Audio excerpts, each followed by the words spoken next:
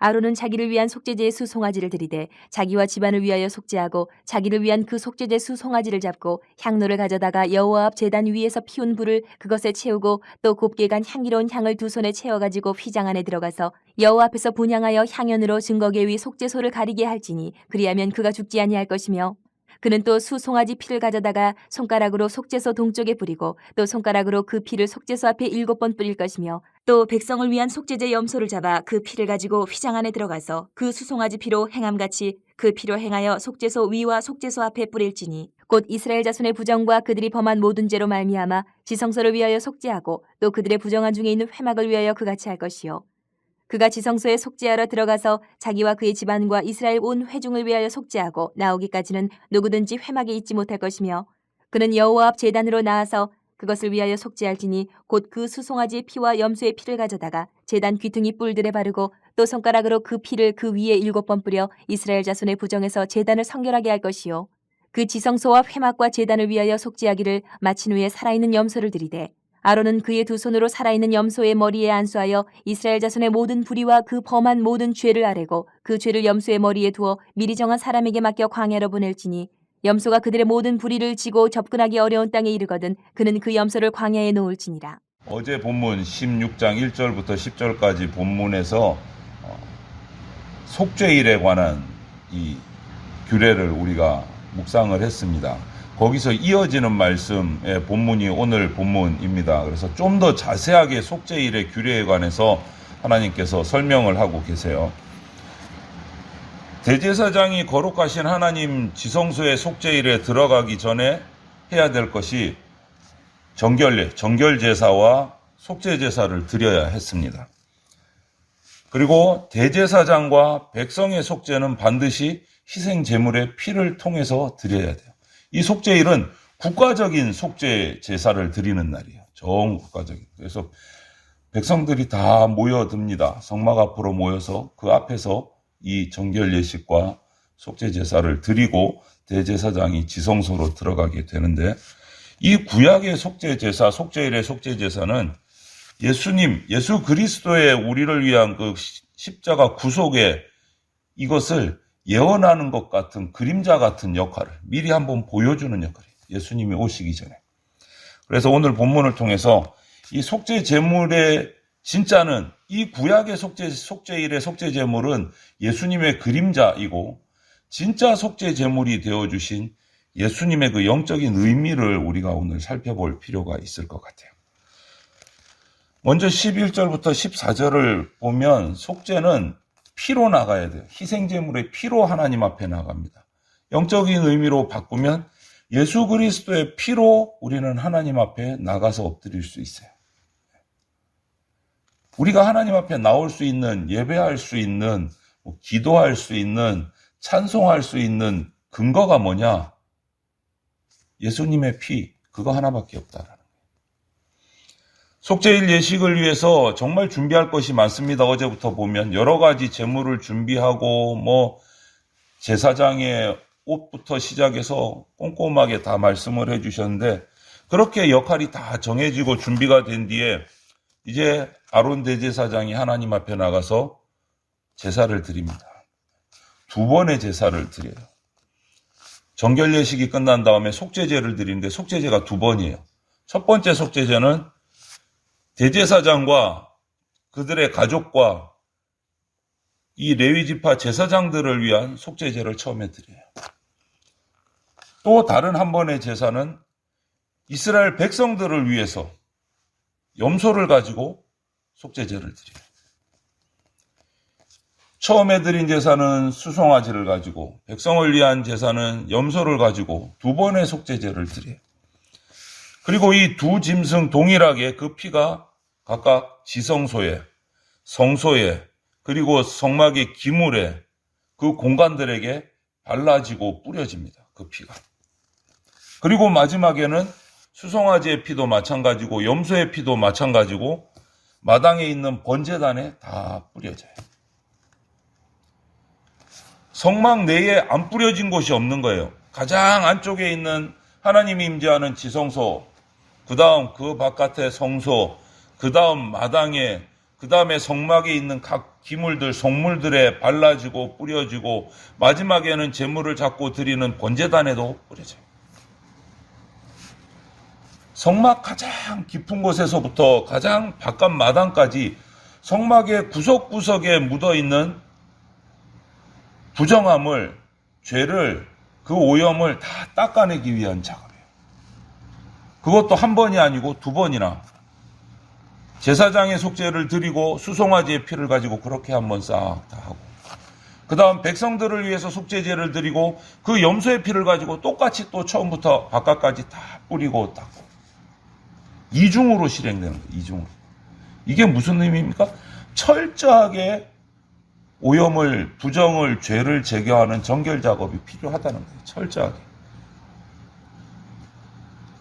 이렇듯이 대제사장도 아무리 대제사장이라도 정결함을 받지 않고는 지성소에 들어갈 수 없는 거예요. 어저께 생각을 해보세요. 본문을. 대제사장의 옷을 다 벗고 들어가요. 그렇죠? 화려한 옷을 다 벗고 그냥 하얀 세마포, 밋밋한 그 세마포 하나 딱 입고 하나님 앞에 들어갑니다. 아무리 대제사장이라도 의미가 없어요. 하나님 앞에서는.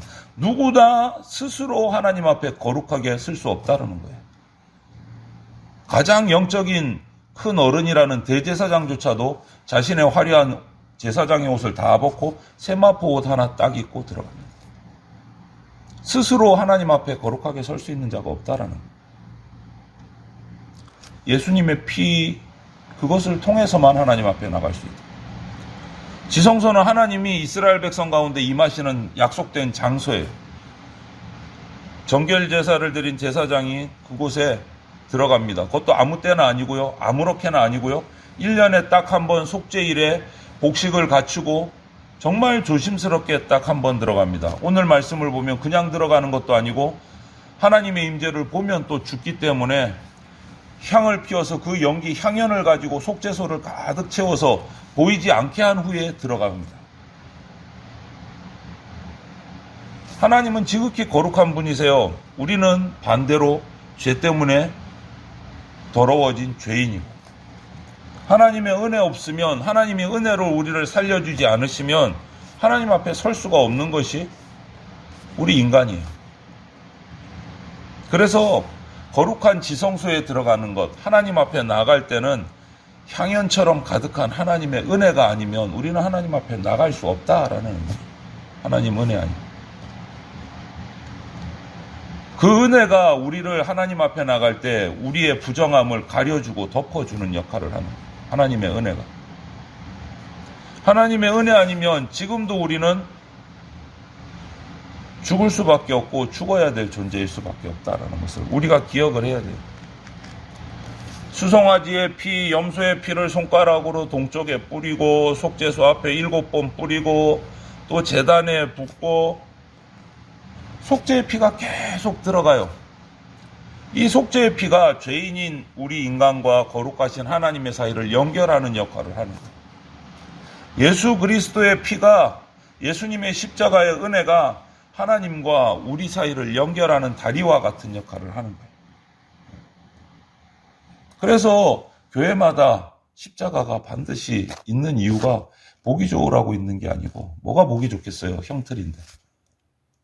그 십자가의 의미를 우리가 알고 봐야 됩니다. 저 십자가가 있기 때문에 내가 예수 그리스도의 십자가의 공로로 하나님 앞에 지금 예배드리고 있구나. 지금 기도할 수 있구나. 지금 찬양할 수 있구나. 이것을 우리가 날마다 새겨야 돼요. 우리 교회도 들어올 때마다 십자가를 보면서 예수님의 십자가가 있어서 내가 오늘 예배드리러 나올 수 있었다. 예수님의 십자가가 있어서 내가 오늘 이렇게 찬양하고 기도한다. 그것을 계속 기억하셔야 돼요. 그 은혜로 하나님의 보좌 앞에 우리가 담대하게 나갈 수 있는 거예요. 그리고 두 번째는 예수님의 피로 하나님 앞에 나오고, 두 번째는 예수님의 피로 죄사함을 받아요. 예수님의 피로. 속죄제물의 피로 대제사장이 제단까지도 정결케 합니다. 정결함을 얻었습니다. 그 피로 정결함을 얻기까지 오늘 17절을 보면 누구도 회막 앞에 나갈 수가 없어요. 정결의 작업이 끝나기 전에는 죄인된 몸으로 하나님 앞에 나갈 수가 없는 거예요. 거룩하신 하나님이 죄인의 속죄의 피로 씻음 받기 전에는 나오는 것을 허락을 안 하시는 거예요. 나오는 것을.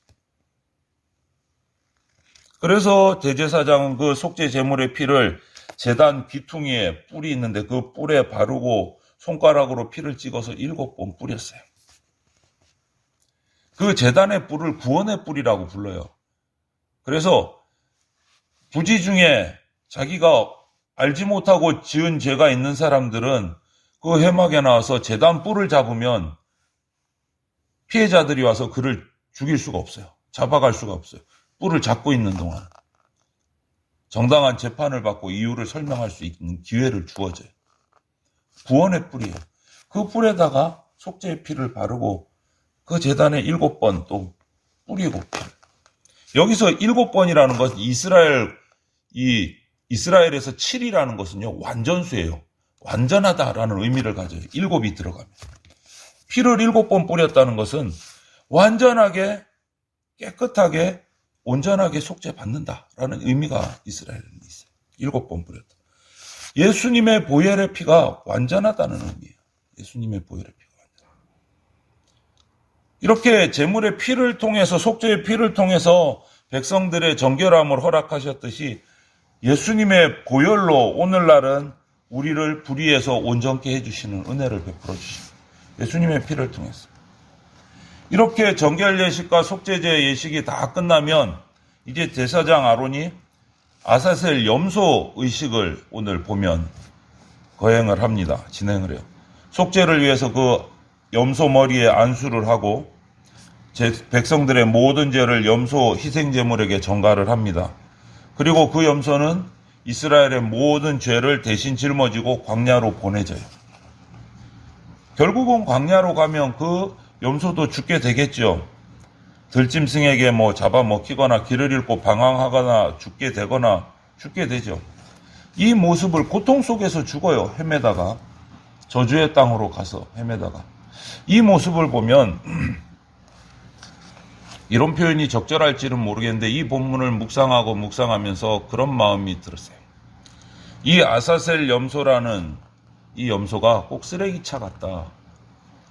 이스라엘의 모든 죄와 허물을, 그런 죄와 허물이라는 쓰레기를 가득 싣고 쓰레기 하치장으로 가는 그런 것 같다라는 생각이 들었어요. 그러고 나니까 또 생각이 들죠. 예수님께서 희생제물이 되셔서 우리 모든 죄를, 우리의 죄라는 쓰레기를 예수님이 다 짊어지시고 쓰레기 하치장으로 가셨다. 십자가에 매달려서 피를 흘려주셨다. 같은 모습이에요.